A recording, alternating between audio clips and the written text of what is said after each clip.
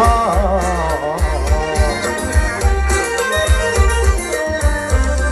ำบลรัตนาวาปีก็มีสิ่งดีหลายหลากมีบังไฟพญานาคในมันออกพรรษาบ้านนกแก้วทานสุงงามตาบ้านเพชรสุดสวยโสภาขอเชิญท่านมาดูฟ้าบ้านทม่วงก็มีหนึ่งสถานหนึ่งคำหวานตำนานหินแก่สมโค้งตะวันยามแรงลิ่มโค้งสมแก่งนาคัดนิชนามาดูคนหลังไหลเดือนลาบสมบังไฟพญานาคในวันออกพรรษากลางวันสุดเดือนอาวาไหลลงไปก็สวยงามนักหนาสมของสูงงามตาคนมาเที่ยว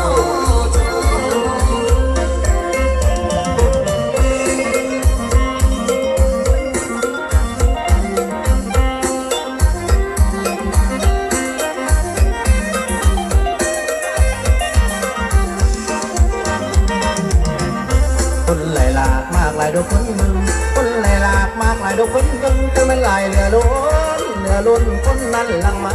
ทุกเพราะแค้นแดนดินทางไกลทุกเพราะแค้นแดนดินทางไกลอยู่ทั้งใดก็มาโฮมบึงบังไฟพญานาต่อมาจะพาไปเที่ยวชมไหว้สามองค์พญานาคาจุดธูปขอพรบูชาที่บ้านคนแพงนั้นนะขอเชิญท่านมาที่วัดราชบุรีแล้วก็เชิญไปนามัสการปู่เป็นการตามพ่อหลักเมือง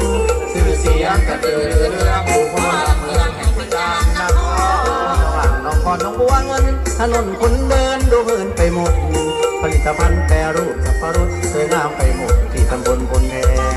นาซีนาเดียวนาโซนจุดผ่อนปลนตลาดนักเล่าไทยสองมังกรสามัคคีรวมใจ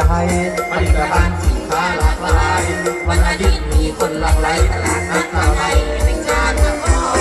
มันต้นก็น่าจะอ่อนดังว่าสิไม่เข้มนาคาถูกตำราแน่นอนเชิญท่านมาพักชิมดูก่อนเชิญท่านมาพักชิมดูก่อนชิมแล้วก็จอดไปทำบุญประเพณีก็มีไม่ขาดไหว้ลอยพระบาทและตักบาตรฟังธรรม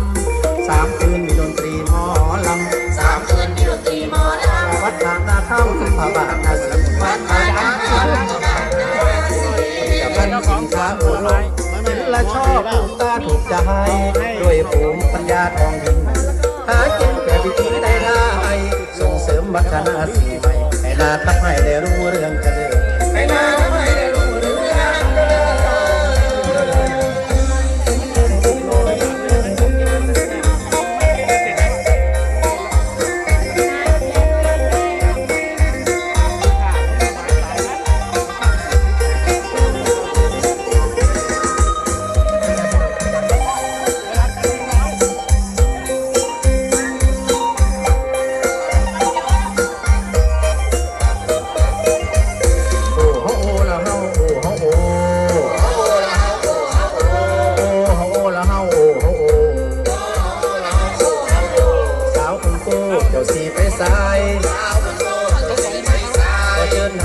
รัตนวาปี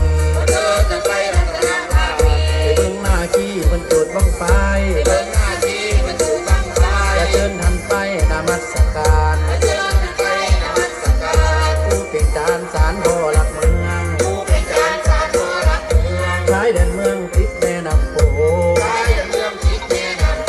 ตาน้ำโขงมีกระโจใหญ่ๆบังไฟนักการแม่นเดือน6รถมีสางานใหญ่หน้าทับให้และกันมาท่อมือเชิญมาซื้อแล้วถึงของใส่ตลาดเล่าไทยจึงไปหามาแว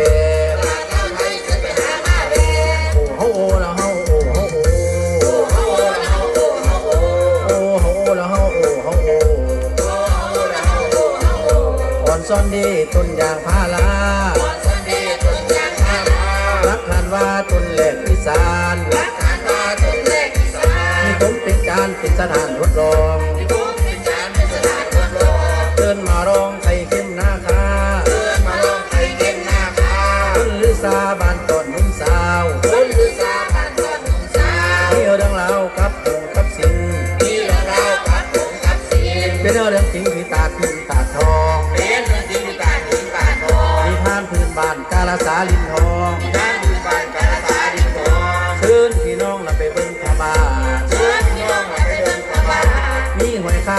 พี่น้องโปร